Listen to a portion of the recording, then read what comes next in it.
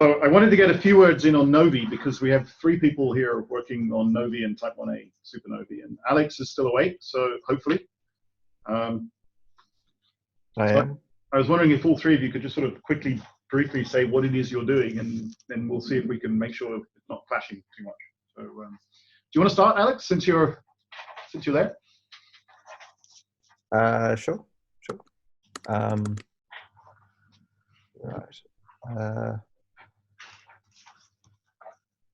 I'm just going to try and share this just for a visual aid, I guess. But give me a second. This works. Can you guys see a PowerPoint presentation? Looks good. Yep. All right. So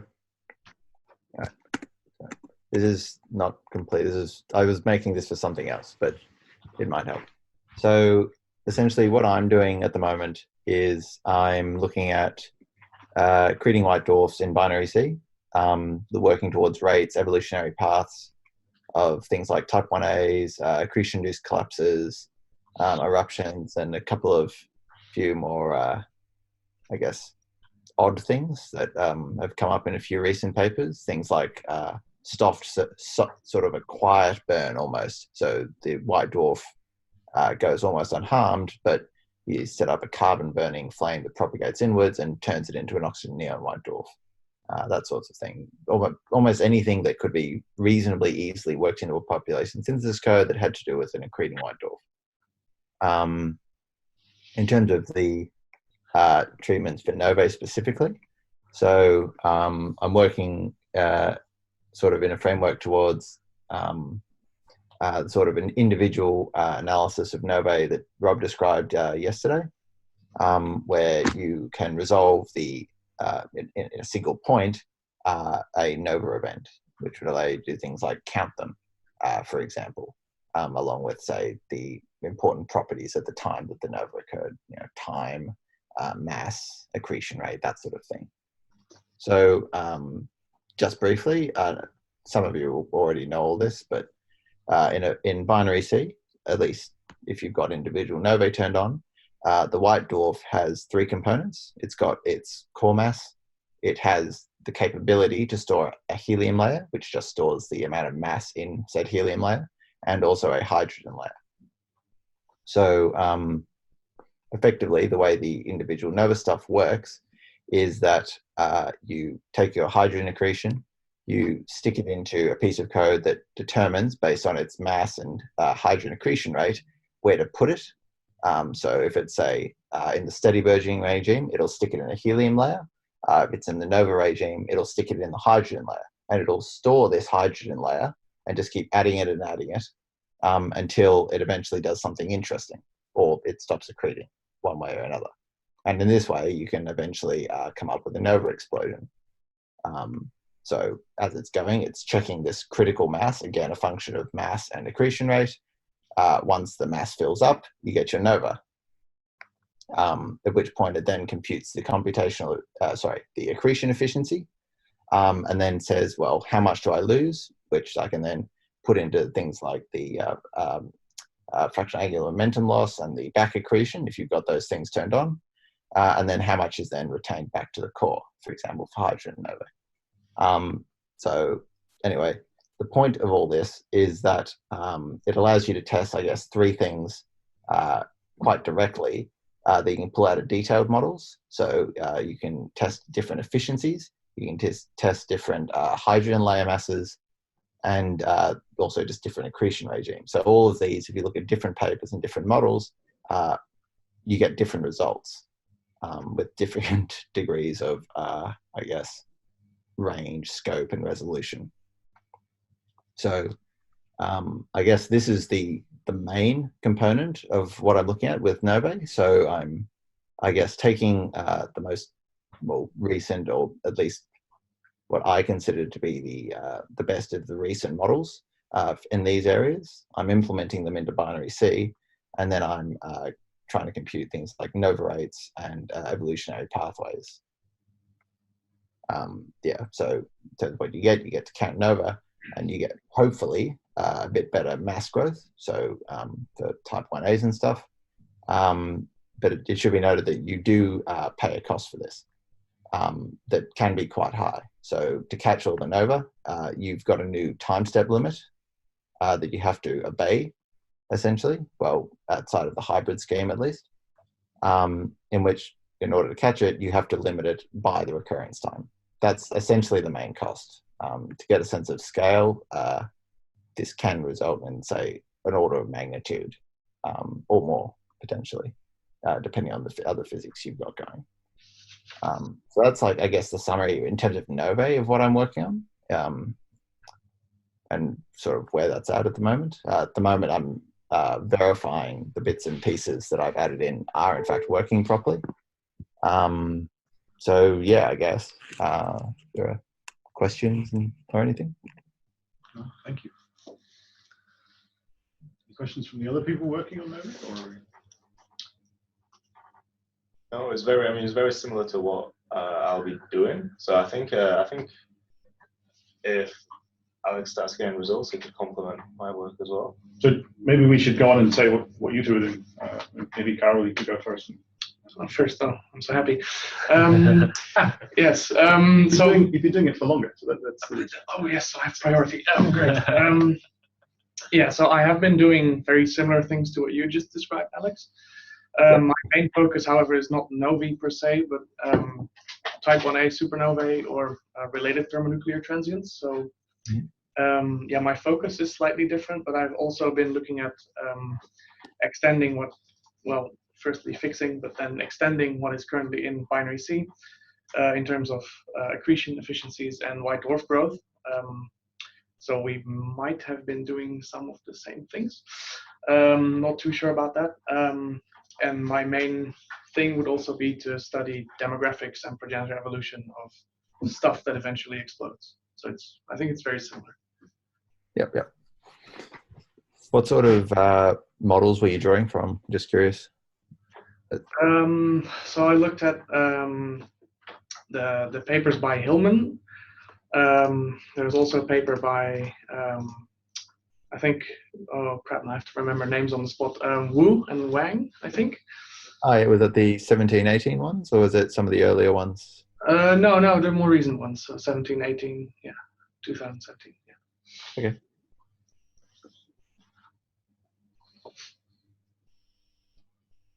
Yeah, so the Wang Wu papers I'm also using, particularly for efficiencies. Their scope is very good in terms of just their range and resolution. I didn't end up using any of the Hillman or Yaren's work. Instead, I went with Cato's, but yeah. So like, I'm not. Maybe there is. Maybe in your branch, this is already the case, which would be a bit of a shame. But part of the what I'm trying to do is set it up so that you can take someone's detailed models without, for example, doing a half a year of a PhD in it, and you could simply put it into the function once you fit the curves to it in quite an easy way, and then just sort of add it into the list, set the appropriate parameter, and then you go. So you could compute your own models, for example, and then you would just be able to add it in a very easy way, I guess. That's at least partly what I'm going for at the moment, but yeah, there may have already been some overlap, I agree, depending. So shall I go?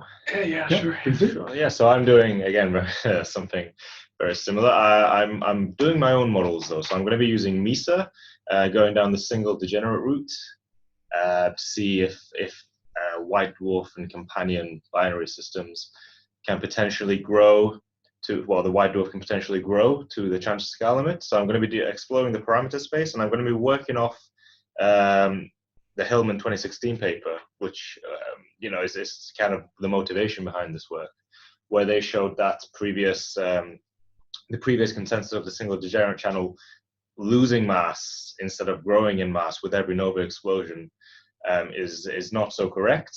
And the nuclear ashes that are left behind with every nova explosion, the helium layer that's left behind will also again make the make the white dwarf lose mass once that ignites too. But again, they've run very long-term evolution simulations and have seen that because obviously with every eruption, the white dwarf is increasing in temperature from core to surface. With every day, with every nova explosion, the next nova explosion will become a little less powerful because of this increasing temperature, the white dwarf making it become less degenerate. So they show that it can grow to the Chandra scale limit eventually. So I'm going to be exploring this using the MESA code, exploring the parameter space behind this. Starfield has done something.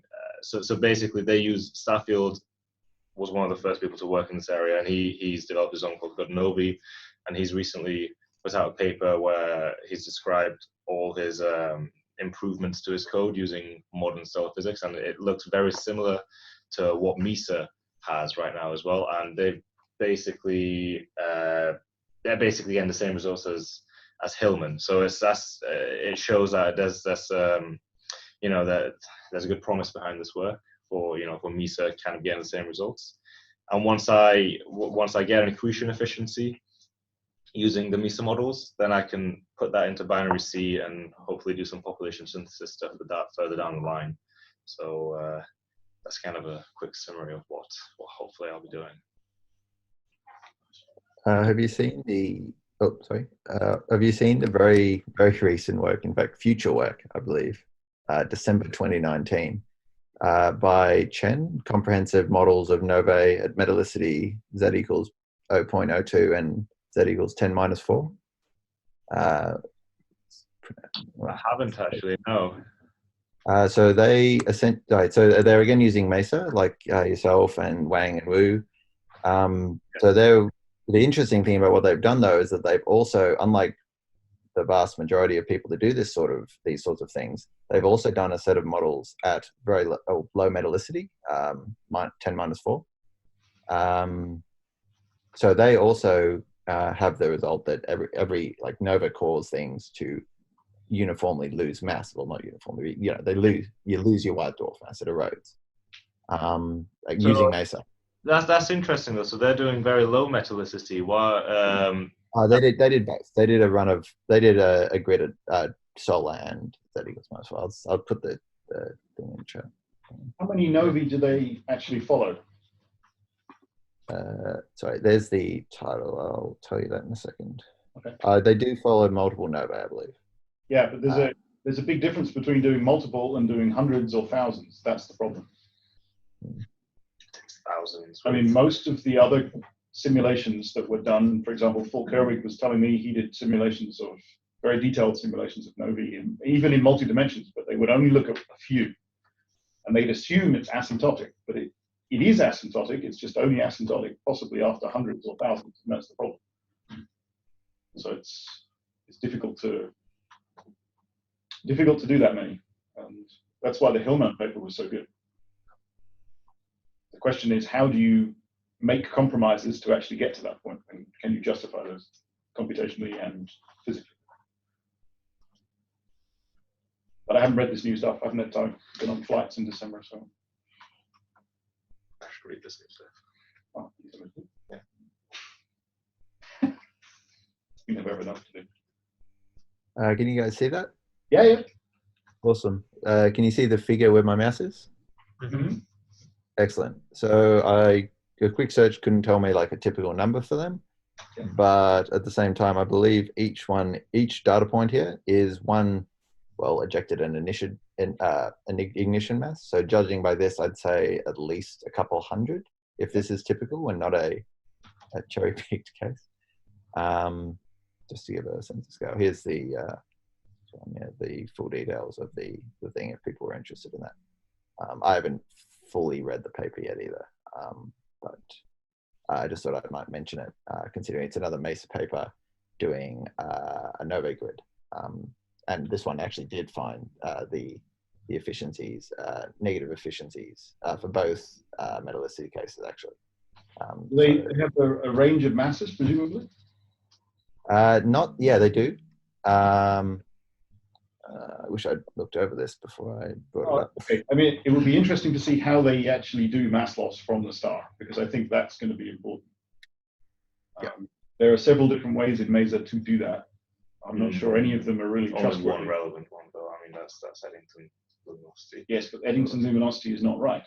No, well, it doesn't do escape velocity. Exactly. So, So, but I mean, it can be, again, you can use a hook to implement that in for a mass loss regime. so what worries me in Mesa is they have this mass loss rate proportional to some fraction of the Eddington rate or something. But the problem is you can turn on the hydro in Mesa and you should see the shells being ejected. But it doesn't do that either. Yeah, well, that's another thing that Starfield paper was really great for, because they ran simulations of mixing, so pre-mixed accretion material versus mixing once the thermonuclear runaway was underway. And they got much, so they were getting exactly what I was getting.